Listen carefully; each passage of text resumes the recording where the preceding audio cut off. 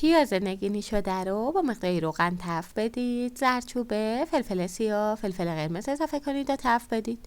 مقداری آب اضافه کنید و زمان بدید تا آب به جوش بیاد.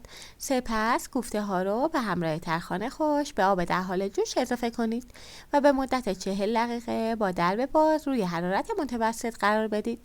سپس حرارت رو کم کنید، نمک و آب لیمو ترش رو اضافه کنید و نیم ساعت زمان بدید تا آماده سرو بشه. نوش جان.